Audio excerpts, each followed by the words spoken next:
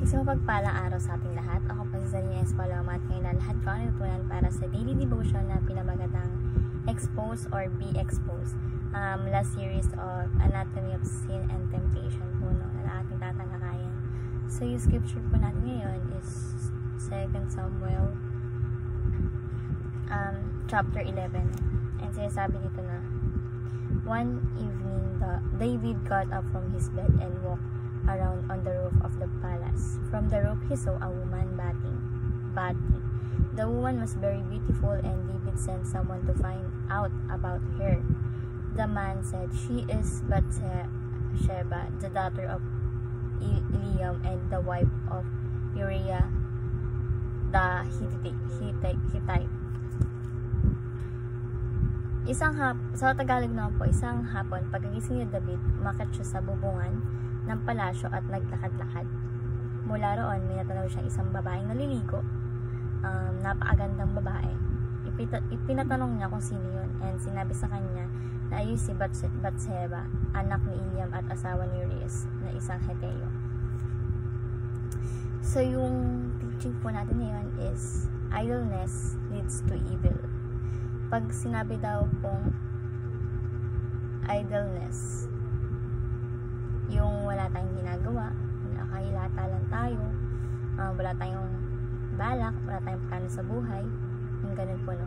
And kapag daw po ganito yung situation natin, madalas nauuwi sa kasamaan.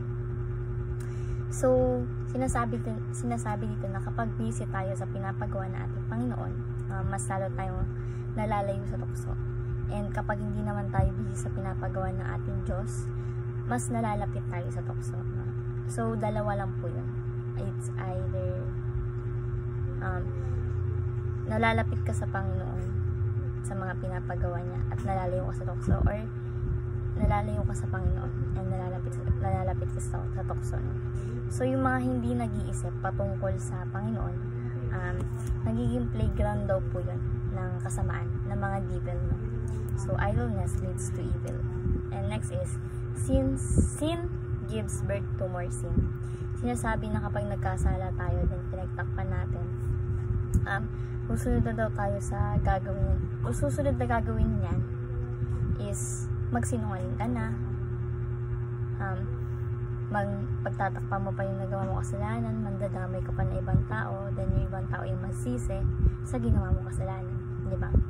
So, kahit naman totoo na ikaw yung may kasalanan, sa iba yung masisisi yung kasalanan kasi nga, pagtatakpan natin. So, ang isang kasalanan kapag di ka naging humble sa harapan ng Diyos is mauwi pa yan sa maraming kasalanan. And, totoo po yan. No? Sa buhay ko, marami akong nagawang kasalanan. Ganun po, no? And, syempre, pinagtatakpan ko po dahil nga po sa tukso, ganyan po, no? But, si God na yung gumawa ng way para ilayo ako sa mga taong negative yung bigay sa akin, sa yung mga tukso na tao, ganun po, no? And thank God kasi po nilayo niya ako doon, no? And this time ayun nga po, dapat hindi mo na pagtakpan yung kasalanan dahil hahantong pa yun sa maraming kasalanan. So, sin gives birth to more sin. Next is, God's like expose. Sinasabi dito na in-expose ni God yung mga taong gumagawa ng kasalanan. Expose God. I expose because God is life. Yeah. So, wag na natin hintayin na ma-expose tayo ng ating Panginoon sa ating mga kasalanan, no? Na pilit natin pinagtatakpan. Sabi nga, walang lihim na hindi nabubunyag. Kahit anong tago mo pa yan, lalabas at lalabas pa yung katotohanan. And proven and tested. So talagang mabuti yung God dahil hindi kanya papabayaan. Kaya magpakumbaba na lang tayo. So bilang application, number 1 is be busy doing good. So maging busy po tayo sa mga bagay na pinapagawa sa atin ng Panginoon. Yung isip natin yung tayo. Dapat hindi tayo idleness. No? Dapat napupuno tayo ng wisdom and salita ni God. No? Like, sisimulan mo yung araw mo sa pag-pray, sa pag-devotion, sa pag-pray in worship, every day, no? And mas mapapalapit tayo sa ating Panginoon. And way yun, no? Para hindi tayo matukso. So, be busy doing God. Kung hindi ka maging busy sa paggawa na mabuti, no? Maging busy ka sa paggawa na masama. If your mind is idle, that's gonna be playground for the devil. Next is, do not be a hypocrite.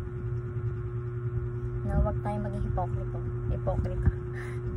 Yung sabi dito na kapag pinagtakpan natin mga kasalanan or kasalanan ng iba, magiging hipokrito na rin tayo, di ba? So, do not be hypocrite. And lastly is, expose or be exposed. So, pag tayo nagawa ng kasalanan, huwag natin pagtakpan ito ng ibang mga kasalanan or another kasalanan. No? Expose natin yung sarili natin sa harap ng Diyos. Hindi tayo ng tawad. Like, Lord, Heavenly Father, pinagsisisihan ko yung nagawa ko kasalanan. Sorry po. No? Yung bukal sa loob mo, sa puso mo, na humingi ng tawad dahil sa nagawa mo kasalanan. No? Kung hindi, He will expose us. Kung hindi tayo mag-apologize kay God sa ating nagawang kasalanan, i-expose niya tayo. No? So, kung may kasalanan man tayo sa ating family, friends, and so on, mag-apologize na tayo. Aminin na natin yung kasalanan. Aminin yung mga kasalanan. No? Mas okay yung nagsasabi ng totoo kaysa malaman pa sa iba. Mandami ka pa ng ibang tao. No? Kung gusto mong sabihin yung totoo is directly sa taong yun, hindi yung nandadami ka pa ng ibang tao. And natutunan ko dito is sabihin, marunong tayong aminin yung kasalanan na gagawa natin. No? Huwag tayong magpadala sa tukso. Like, proven and tested. No? As in right now. Hindi ka papabayaan ng Panginoon. No? Ang galing nga kasi nga, ngayon, sa buhay ko, parang may pinagdaanan ako. Then, si God din gumawa ng way para ilayo ako doon. And thank you, Lord. No? And nagsisisi ako sa mga kasalanan na nagagawa ko sa araw-araw kasi hindi naman tayo perfect. Diba? Si Lord lang yung perfect. So, ayun naman po yung aming tutunan. Thank you po sa pakikinig at God bless po sa ating lahat.